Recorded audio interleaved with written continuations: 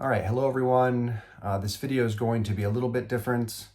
What you're looking at right now is obviously not what my channel currently looks like. I made this video, I screen captured my channel last week, right before I took down all of my in-class videos from 2020 to 2023. My school actually asked me to take down all these videos, and yeah, obviously the channel is quite different now. And before I go into all the details about why I took the videos down, I want to go into a little bit of history about why I was filming my classes to begin with. So I moved to China in 2013, and at that time I had pretty much no idea what I was doing when it came to teaching large classes. So as many people do, I went online and I started to look for ideas. And I quickly realized that there was pretty much nothing, There were lots of websites with games and stuff, but none of them were really going to work with large classes. I would try them, I'd bring them to my class, with 45 kids, and they would just fail over and over and over again, fail. So eventually I just started playing simple flashcard games, and I'd play like pretty much the same few games in every class. And I really had no idea what I was doing. I had no idea how to actually teach them how to do a dialogue. I had no idea about anything. I was just kind of winging it, and I felt very uncomfortable. I would go in class and I just didn't know what I was doing. And it was pretty embarrassing and painful. People would watch my classes, and I could do an okay job, but I didn't feel confident. I didn't know what I was doing. And in 2016, I actually returned to America. I had some family issues, so I went back to America. And then in 2017, teacher Val convinced me to come back to China. And he told me I could help him manage the foreign teachers. So I was very excited. I came back to China, and yeah, we began to, well, he was already the manager. So he had been the manager for many years already. And I was just kind of coming in to help him. We had a few other head teachers, and they were adding me to the managing staff, and I was very excited.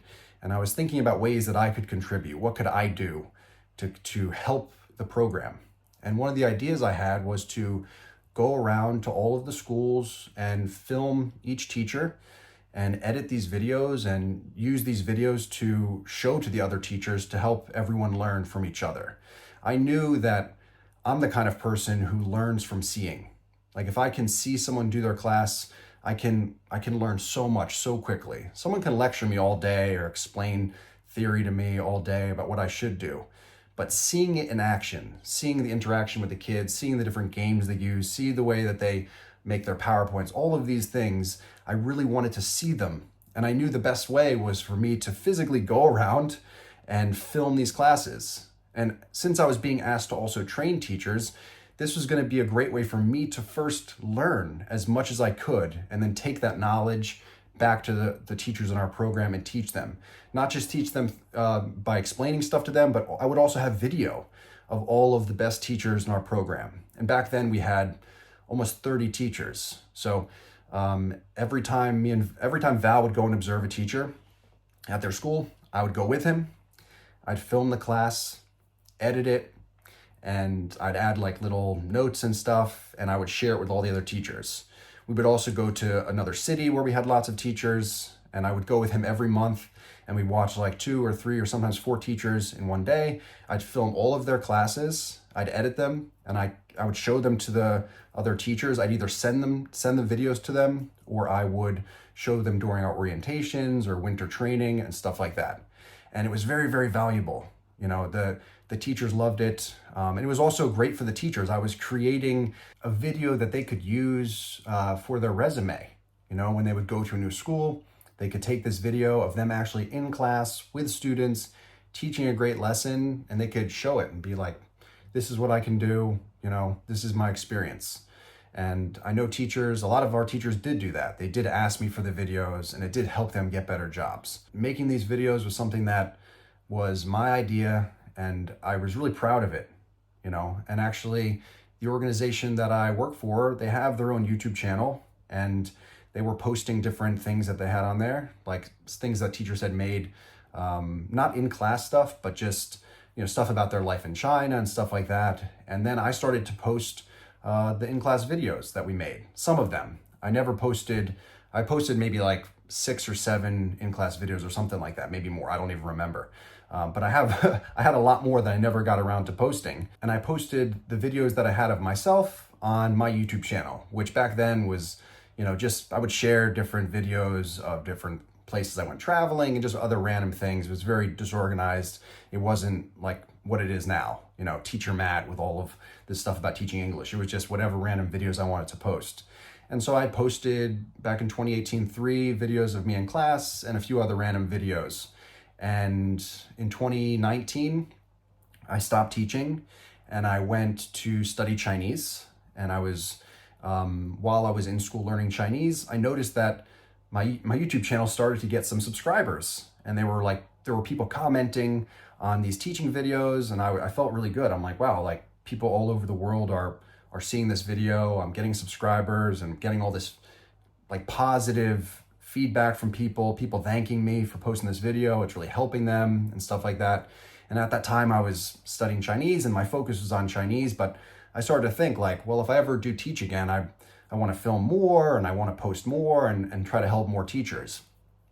And then COVID hit and all of my Chinese classes were like changed to online classes, and it was just terrible. Like I felt very unlucky. The 1 year that I decided to quit my job and go study Chinese, and there's like a once in 100-year health event that puts my schooling on hold. The classes were online, so I still had class, but it went from 24 hours in class to 8 hours online, and it was just terrible. So I realized that I really needed to go back and teach in school again. I'd originally planned to study Chinese for 2 years, but that wasn't going to happen. The universities were either, I don't know if they were totally closed, but they weren't allowing foreign students to come back in. And if they were, it was just a big mess. It was not something I wanted to do. So I realized I had to go back and teach that year in the fall of 2020. And when I did, I already had it in my mind that I was going to film my classes. I was going to try to share as much as I could, and I was going to try to help as many teachers as I possibly could.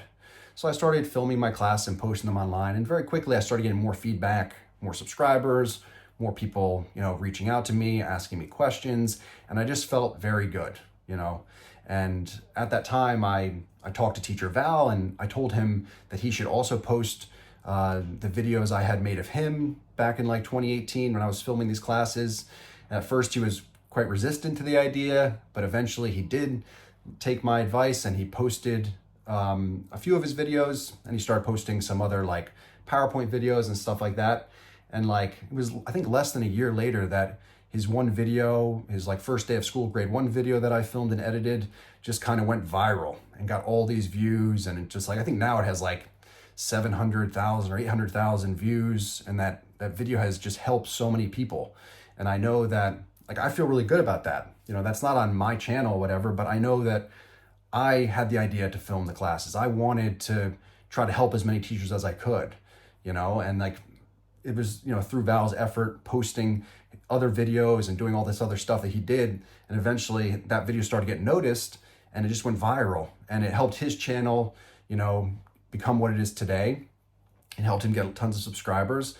And that just continued to show me the value of these in-class videos. People want to see what a class looks like. They, like I said, you can tell people all day what they should do, but seeing it, it's so valuable. And so I just felt really good about that. So over, the next few years, I continued to film my classes, and I just felt really good about it. And I really didn't think that my school cared, because the organization that I work for, like, I don't want to call it an agency because they're not really, they're sort of an agency. It's a bigger organization, but they place foreign teachers in the public schools.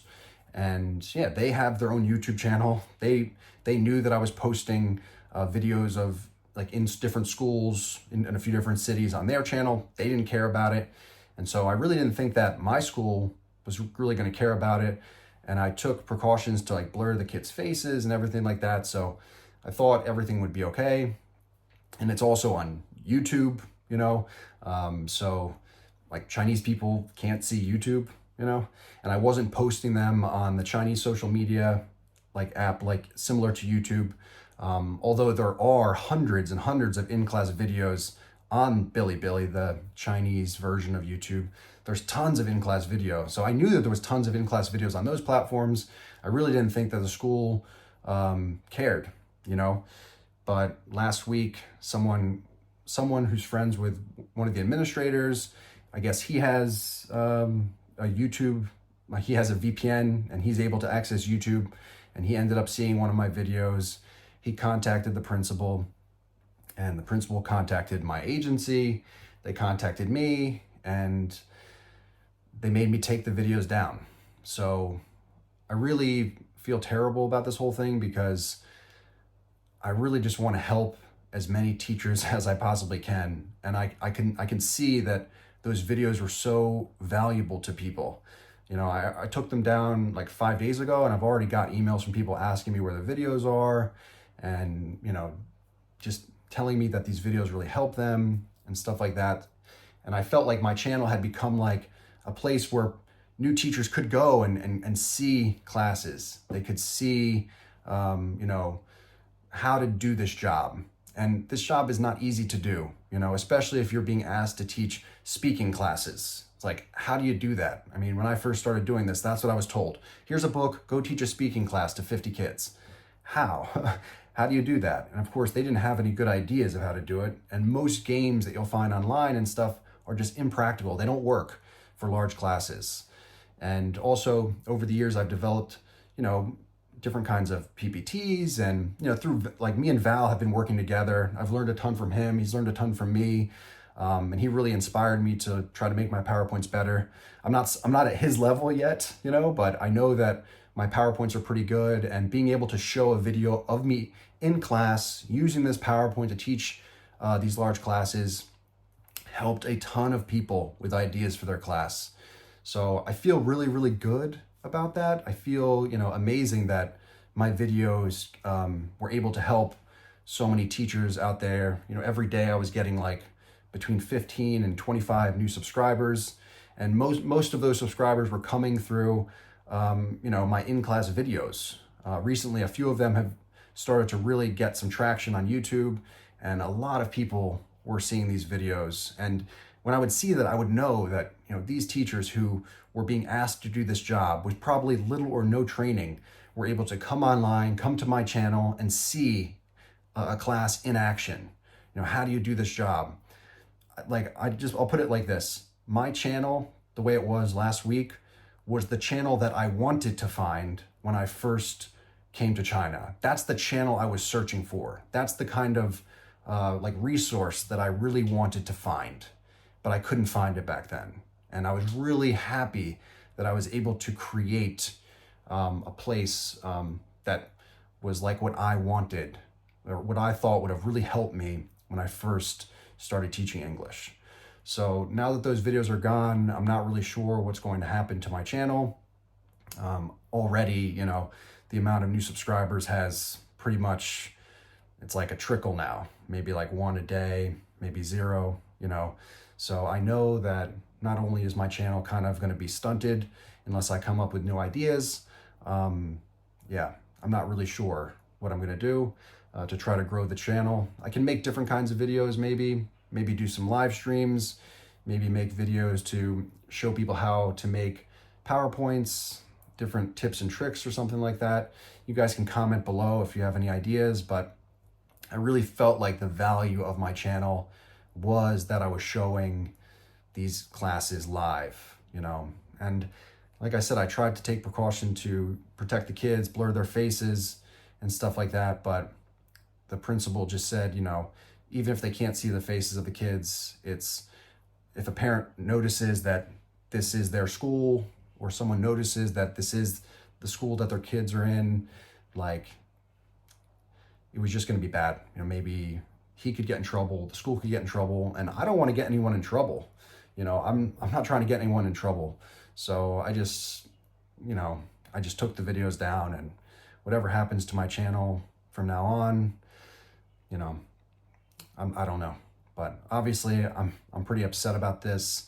It took me, you know, 5 days to finally get, like, to come to my, how do I say, just to feel well enough to want to talk about it. because it was pretty upsetting to me at first, because I just felt like for years I've been developing this channel, and those videos are so vital to what I'm doing. You know, they really show, like I said, what I always wanted to see when I first started teaching: in-class video, how to teach this class, how to interact with the kids, how to drill. I mean, all the different things that those videos were showing. So it's a huge blow to my channel, but I'm going to try to stay positive.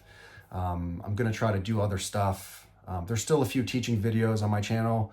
The biggest video on my channel is still that video from 2018 that actually Teacher Val filmed and I edited back then. So that video still draws new people to my channel. Hopefully, you know, my PowerPoint walkthroughs are useful to people, and they can show, you know, how to create PowerPoints. And in those walkthroughs, I explain how I do the class. But again, I can explain all day how to teach these classes, seeing the class, seeing, you know, how I work my point system and how, you know, I discipline the kids and how I keep them under control and my classroom management style and all that.